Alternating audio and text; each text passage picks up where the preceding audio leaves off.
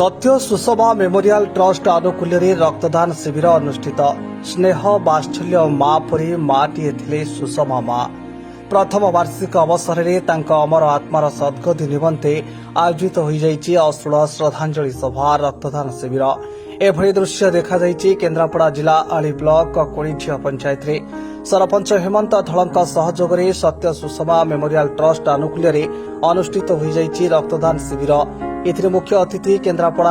additional SP Harishchandra फाड़ी मुख्य वक्ता एसडीपीओ संध्याराणी देउरिया सम्मानित अतिथि आली थाना आईआईसी दिलीप साहू जोगदे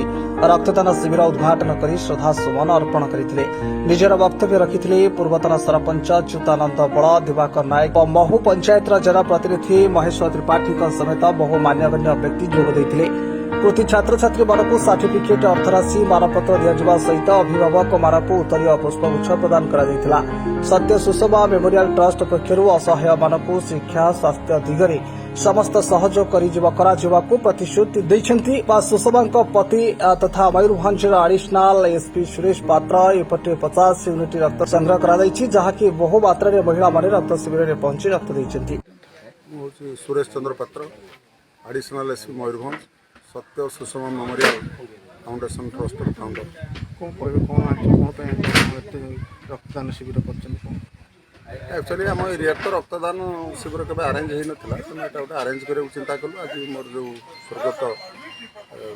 सहधर्मिणी सुषमा बराल प्रथम श्राद्धवार्षिकी आगुरी आमर माइंड रे थिला तेणु यही अकेजन में केन्द्रापड़ा जिला ब्लड बैंक आनुकूल्य आम गोटे रक्तदान शिविर कर ट्रस्ट तरफ भी खाली गोटे रक्तदान शिविर ट्रस्ट तरफ आमर प्राइमरली 3टा पंचायत आम जो नहीं आम अंचल शिक्षा स्वास्थ्य एवं क्रीड़ा क्षेत्र में किसी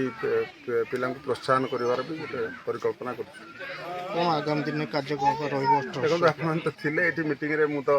जेहेतु यहाँ फास्ट टाइम करूँ तार डिटेल रूपरेख फाइनेंशियल इनवॉल्वमेंट सब कैलकुलेट करनु जोटा आगुरी कहती एवं भी कहूँ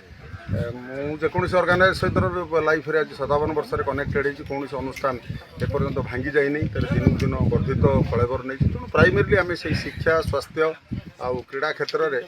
आम निश्चय सहयोग रखू तेणु आमर परिसर केते व्यापक करूँ से अदर आस्पेक्ट डिपेंड कर जोटा आम 3टा पंचायत करूँ हूँ तो ब्लॉक करूँ आमको ईश्वर बा आमर सामर्थ्य से हम आम भी अन्य एक्सटेंट को भी एटा एक्सटेंड करूँ